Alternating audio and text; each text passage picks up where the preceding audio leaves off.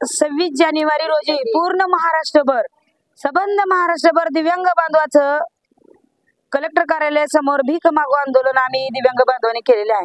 त्याच्यामध्ये विविध मागण्या होत्या। दिव्यांगाला घरकुल योजना असेल, अंत्योदय योजनेमध्ये समायोजन केलं असेल, 5% निधी असेल, दिव्यांगाला दिव्यांग भवन असेल, अशा विविध मागण्या घेऊन आम्ही 6000 पेन्शन असेल, अशा विविध मागण्या घेऊन कलेक्टर कार्यालयासमोर आम्ही भीक मागू आंदोलन केलं। आणि त्या भीकेमधून जी काही आम्हाला भीक मागून आलेले जे पैसे मिळालेले आहेत, तर आम्ही प्रशासनाला, शासनाला, सरकारला हा जो मदत निधी म्हणून मिळालेला, जो आम्ही भीक मागून घेतलेला निधी आहे, तो प्रशासनाला आम्ही भीक मागितलेला निधी मदत म्हणून मनी ऑर्डर केलेला आहे काल।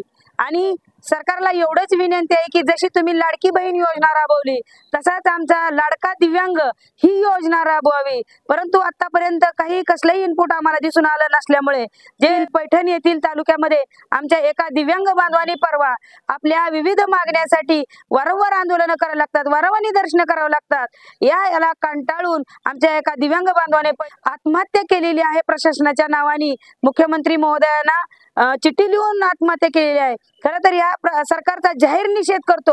जर आमच्या मागण्यासाठी आमच्या दिव्यांग बांधवाला वारंवार रस्त्यावर उतरावं लागतं, शासन निर्णयाप्रमाणे ज्या काही मागण्या आहेत तरी सुद्धा त्या मागण्या आमच्या मंजूर केल्या जात नाहीत, मग आणखीन आमच्या दिव्यांग बांधवाचा किती बली घेणार आहात? आम्ही जगावं का मरावं हा प्रश्न आमच्या समोर उभा आहे। आणि त्यातूनच माझ्या एका दिव्यांग बांधवांनी जी आत्महत्या केलेली आहे, जे बलिदान आमच्या दिव्यांग बांधवांनी स्वतःच दिलेलं आहे, आमच्या दिव्यांग बांधवासाठी न्याय मिळावा म्हणून आता तरी सरकारला जाग यावी। त्याच्या ज्या दिव्यांगांना आपलं स्वतःच बलिदान दिलेलं आहे त्याचं काहीतरी सार्थक म्हणून बाकीच्या उर्वरित दिव्यांग बांधवाला तरी न्याय द्यावा। अन्यथा एक आत्महत्या तुम्ही पाहताय, अशा अनेक आत्महत्या तुम्हाला पाहायची जर इच्छा असेल, त्या पद्धतीने आम्ही दिव्यांग बांधव वरवर एक एक पाऊल उचलतोय का हा प्रश्न आमच्या समोर निश्चितच उभा आहे। आणि त्या दिव्यांग बांधवाच्या आत्म्याला शांती लाभो। आणि ज्या दिव्यांग बांधवांना आत्महत्या केली त्यांचा सरकारच्या नावाने जाहीर निषेध म्हणून आज आम्ही निषेध पण व्यक्त करतोय। त्याचंही पत्र आज आम्ही तहसील कार्यालयासमोर दिलेलं आहे। जय हिंद, जय महाराष्ट्र, जय संघटनेचं मागण्या